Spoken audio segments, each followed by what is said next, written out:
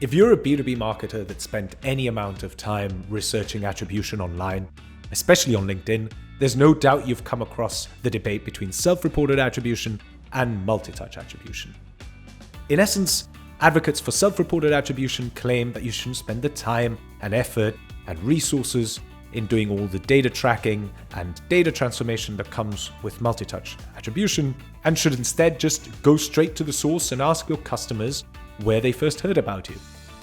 As a B2B revenue attribution platform, we're super interested in knowing how these two methods compare and how you can operationalize their data in improving your go-to-market, which is essentially what attribution is all about.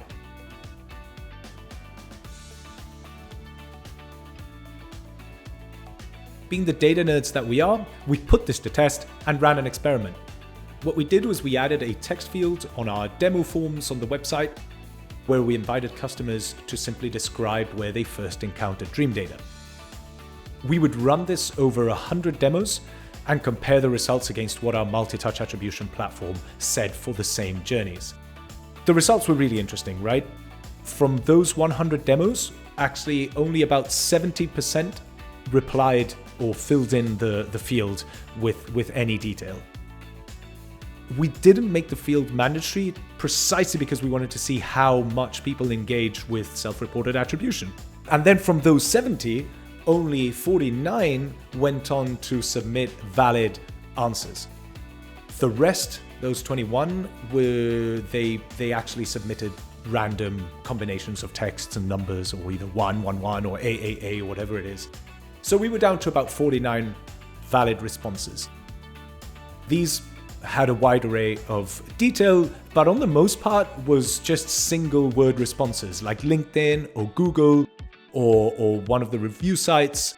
We were actually, despite being self-attribution skeptics, we were quite surprised by the lack of detail, right? We opened up the field for people to be as descriptive as they wanted to be, and yet they were typically one-word responses.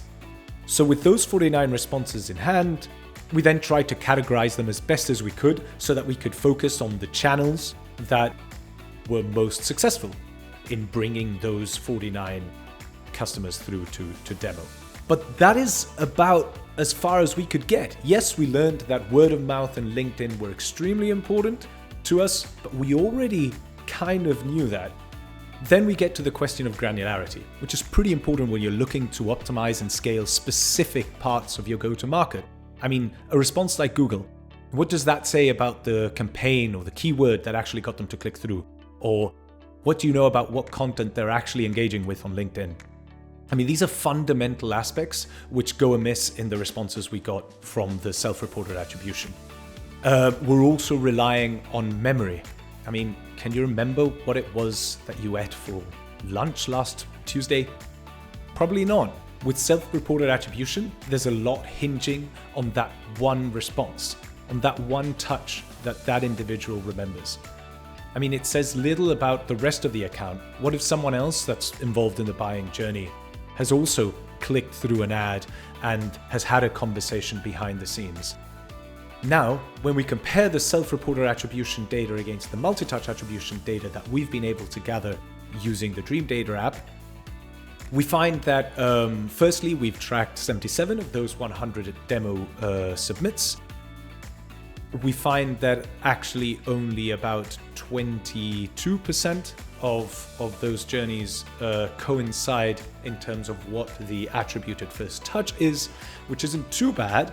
And I mean, the jury is out as to which one is correct. But I think the more important elements are, we didn't only get the single touch. We found that there were not only multiple touches on average for each of those journeys prior to the demo being submitted, but we also found that there were more individuals involved. We also found the length of the journey from the tracked first touch to that demo submit. We're also able to track beyond that. So what we've been able to get with Dreamdata is a much more holistic perspective on what has been working and what hasn't, including the granularity which was missing in self-reported attribution.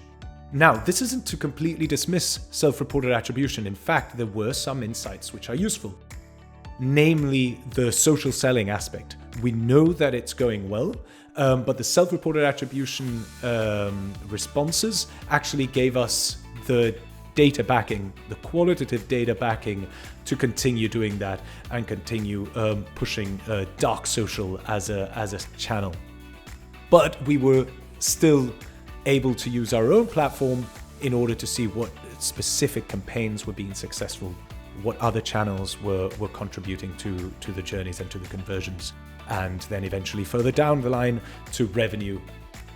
The conclusion from the experiment would be you probably want to be doing both. Self-reported attribution might give you insights into stuff you're unable to track, but you certainly don't want to be doing only self-reported attribution.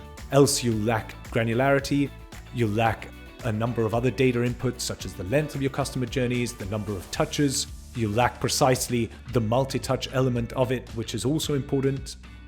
So there are a lot of factors that you really don't want to be missing out on, especially when you're looking to optimize and scale your efforts.